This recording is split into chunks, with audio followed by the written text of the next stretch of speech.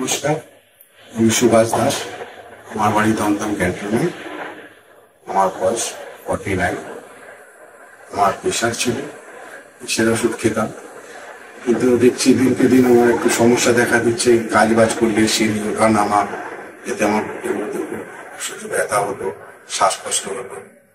প্রত্যেকদিকে cardiology ডাক্তারকে দেখালাম, অনেক রকম টেস্ট দিল, তাতে উনি কিছু ধরতে পারলেন না। আরো টেস্ট বাড়ালেন, আমি ওগুলো না করে অন্য টেস্ট অন্য ডাক্তার দেখালাম, কার্ডিওলজি আরো বড় ডাক্তার। সেখানে দেখানোর পরে আমাকে একটা এনজিওগ্রাফি করতে দেয়। আমি একটা প্রাইভেট সংস্থা থেকে এনজিওগ্রাফি করি, তাতে আমার 4টে ব্লকেজ ধরা পড়ে। আবার ব্লকেজ ছাড়ানোর জন্য ওনারা বলেছিলেন যে এই মুহূর্তে ব্লকেজ ছাড়িয়ে দেবো।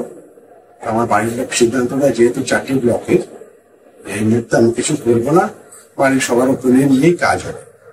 তারপরের দিন রিসার্চ দিয়ে দেয় আমাকে।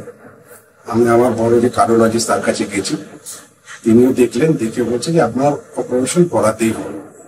তিনি একটা ডক্টরের সাজেস্ট দিলেন, তাকে দেখালাম।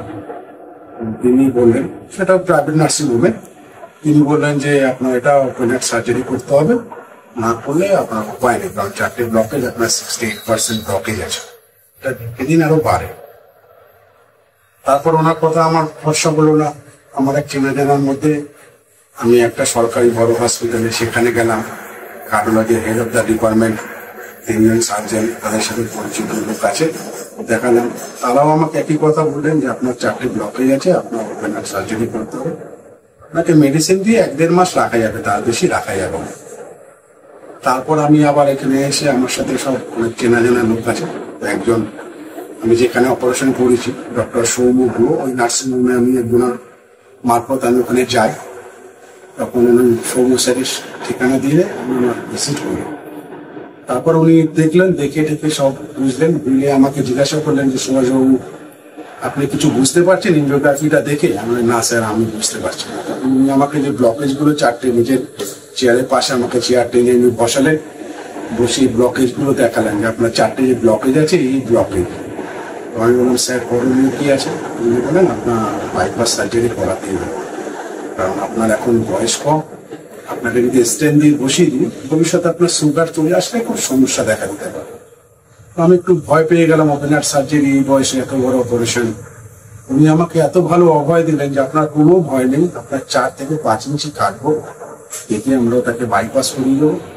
আমি আপনাকে গ্যারান্টি দিচ্ছি যে আপনি 80 বছর পর্যন্ত অন্তত হার্টের সমস্যায় আপনি ভুগবেন না, সুস্থ থাকবেন। ওনার এই এত আত্মবিশ্বাসের মধ্যে আমার একটা আমি অভয় পেলাম যে না, উনি আমাকে এত ভরসা দিচ্ছে। আমি একবার ওনার কাছে আমি লাইফে রিস্ক নিয়ে দেখি, ভগবানের কাছে আমি কৃতজ্ঞ আমাকে যে এতটা একটা সুস্থ রাখার জন্য চিকিৎসা করবার সময় দিয়েছে, আর সৌম্য স্যারের কাছে গিয়ে পৌঁছেছি। তারপর উনি আমাকে সব পরীক্ষা করতে দিলেন, পুরো সব মোটামুটি ঠিকঠাকই ছিল। তারপর উনি আমাকে ভর্তি করালেন প্রাইভেট নার্সিংহোমে। নার্সিংহোমের নামটা বলা যাবে কিনা আমি সঠিক বলতে পারছি না, যাই হোক।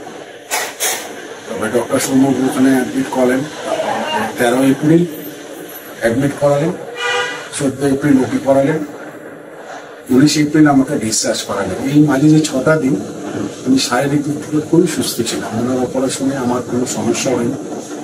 আফটার 6 months এই পর্যন্ত আমি ওনার ওষুধেই রয়েছি, ওনার চিকিৎসাধীনই রয়েছি, খুবই সুস্থ আছি। শারীরিক দিক থেকে আমার কোনো সমস্যা নেই বা ওনার প্রতি আমার কোনো অভিযোগ নেই।